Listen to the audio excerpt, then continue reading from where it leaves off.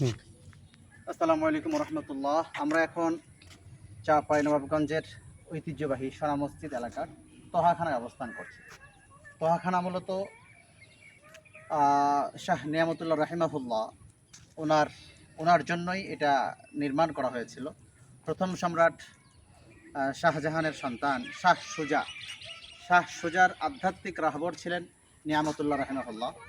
তো শাহ নিয়ামতুল্লাহ রাহিমাহুল্লাহর বিশ্রামের জন্যই প্রায় 17টা কক্ষ নির্মাণ করা হয়।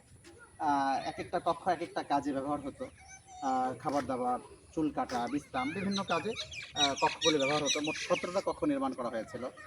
এটা সময়কাল ছিল মোটামুটি 1639 থেকে 1658 সাল, 58 খ্রিস্টাব্দ, এই সময়গুলোর মধ্যেই এটা নির্মাণ করা হয়।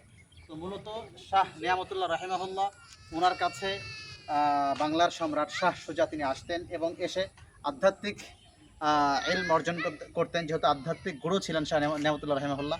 তো সেই হিসাবেই এই যে স্থাপনাগুলো আপনারা দেখছেন, তোহাখানা, ঐতিহ্যবাহী তোহাখানা, মসজিদ, এই সাইডটাতে মসজিদ এবং এই সাইডটাতে শাহ নিয়ামতুল্লাহ রাহিমাহুল্লাহর মাজার, ওনার কবর এখানে। মানে এখানকার যে শিল্প কারুকার্যগুলো অত্যন্ত, মানে ওই সময়টা যদিও এখন বর্তমান অবস্থার মতো প্রযুক্তি না থাকেও তদানীন্তন সময়ের যে প্রযুক্তি আপনি কল্পনাই করা যায় না। এমনকি গরম দূর করার জন্য শীততাপ নিয়ন্ত্রিত ব্যবস্থাও মোটামুটি এখানে করা হয়েছিল, ওনার থাকার যে ব্যবস্থাপনা সেই জায়গায়। তো এটা হচ্ছে ঐতিহ্যবাহী তোহাখানা, যেটা আমরা তোহাখানা ঘুরে আপনাদেরকে পুরো সাইডটা, চারি সাইডটা আমরা দেখাচ্ছি। এখানেই শাহ নিয়ামতুল্লাহ রাহিমাহুল্লাহ ওনার মাজার। সামনের অংশটা আমরা সামনে যদি দেখি, এই সাইডটাতে ওনার মাজার আমরা সামনে দেখব। সামনে চলে আসুন।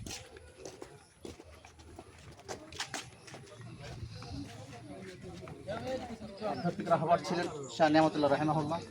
ওনার কবর, ওনার সমাধি এই জায়গাতে আমরা সামনের অংশটা দেখি। আর ওই সাইডটাতে ছিল ওনার নামাজের স্থান, নামাজের জায়গা। যিনি নামাজ ওই সাইডটাতে উনি নামাজ আদায় করতেন,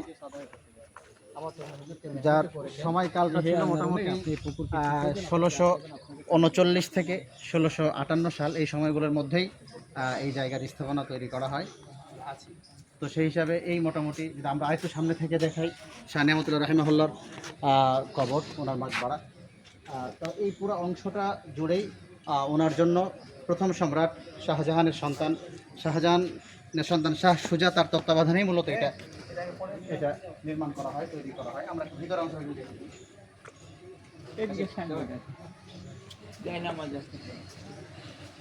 এবং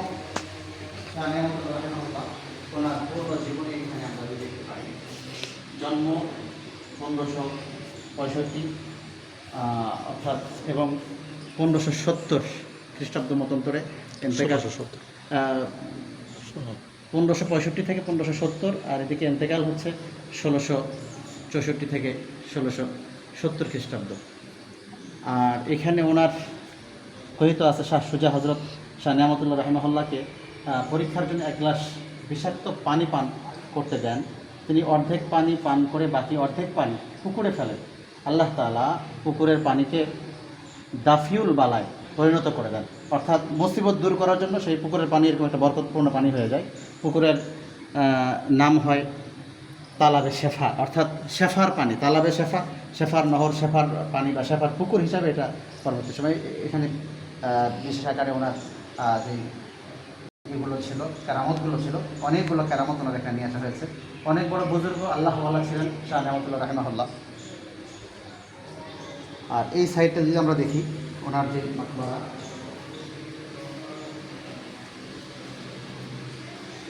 শুয়ে আছেন আল্লাহ শাহ নিয়ামতুল্লাহ রাহিমাহুল্লাহ। একটু ভিতর থেকে দেখেন, ওদেরকে দেখানো যাবে না। আসুন এই সাইডটা। এই মোটামুটি আমরা সংক্ষিপ্ত আকারে মসজিদটা সহকারে পুরো অংশটা আমরা দেখালাম। আজকের মতো এই পর্যন্তই, এখান থেকে বিদায় নিচ্ছি। আসসালামু আলাইকুম ওয়া রাহমাতুল্লাহ।